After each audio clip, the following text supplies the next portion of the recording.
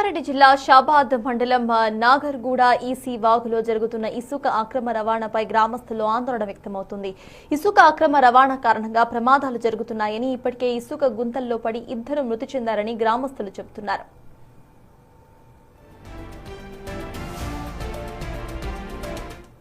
తాము ఫిర్యాదు చేసిన రెవెన్యూ అధికారులు స్పందించకపోవడంతో గ్రామస్తులే ఇసుక అక్రమ రవాణాను అడ్డుకుని పోలీసులకు సమాచారం ఇచ్చారు.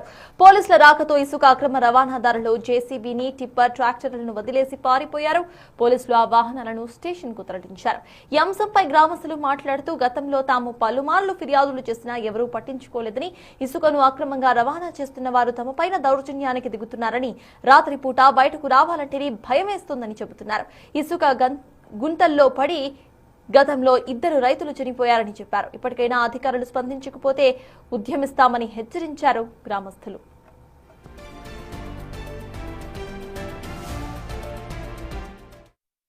ఈసీ వాగు నాగర్గూడ నుంచి రుద్రాం వరకు ఉంటుంది.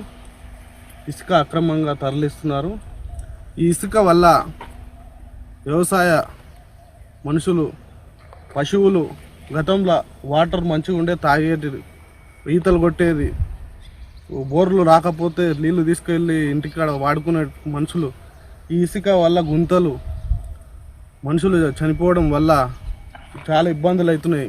మనుషులకు నడవడానికి, వ్యవసాయ బృందానికి చాలా ఇబ్బంది కలుగుతుంది. ఇట్లనన్నా కనీసము ఈ విధంగానన్నా పోతే మనకు కొంచెము ఈ దోపిడీ తక్కువ అవుతుందేమని చెప్పి ఎంఆర్ఓ కూడా కంప్లైంట్ చేసినాం.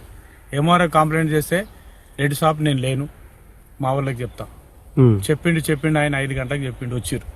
వచ్చినాక వాళ్ళు వచ్చేవరకే ట్రాక్టర్లు అంటే వాళ్ళకి ఇన్ఫర్మేషన్ పోయింది. ట్రాక్టర్లు అన్నీ వెళ్ళిపోయినాయి. ఆడికైనా ఒక 4-5 ఆపిన నేను. ఆపితే ఏం లేదు. మళ్ళా తెల్లారి మేము మళ్ళీ ఫోన్ చేస్తే ఫోన్ లేపురు.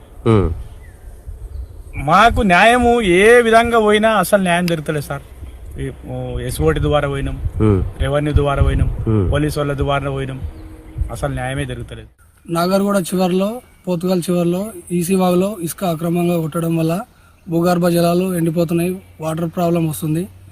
నైట్ 12 గంటలకు మేము ఇక్కడ జేసీబీ ట్రాక్టర్లు కట్టుకోవడం జరిగింది. ఇసుక మాఫియా నడుస్తుంటే మీరు ఎందుకు ఈ నైట్లో కొడుతురు? ఇండ్ల కోసం అవసరం ఉంటే డేలో కొట్టుకోవచ్చు కదా. ఇందిరమ్మ ఇండ్లకు అవసరం ఉన్నా, ఇంకా ఇండివిజువల్గా ఇండ్లు కట్టుకున్న దేనికైనా మీరు డేలో కొట్టుకొని నైట్ ఎందుకు నింపుతారు అంటే, మీ రుద్రారం చివరి కాదు, పోతుగల్ చివరి మా ఇష్టం వచ్చినట్టు కొట్టుకుంటాం, నువ్వెవరు రా అని నైట్ బయలుదేరడం జరిగింది. నేను ఒక్కనే వచ్చి బండ్లు ఆపిన. ట్రాక్టర్లు, టిప్పాలు వెళ్ళిపోయినాయి. జేసీబీ పిఎస్లో పెట్టించినాము. మరి ఇంతకుముందు కూడా గతంలో పట్టుకున్నాం. రుద్రారంలో ఆర్ మహేందర్ రెడ్డి అనే మనిషి కొట్టిండు, పోతుగల్ వాళ్ళు కొట్టిరు. ఇంతకుముందు ఈ మామూలుగా కేసులు పెట్టి వదిలేసిన రోజులు ఉన్నాయి.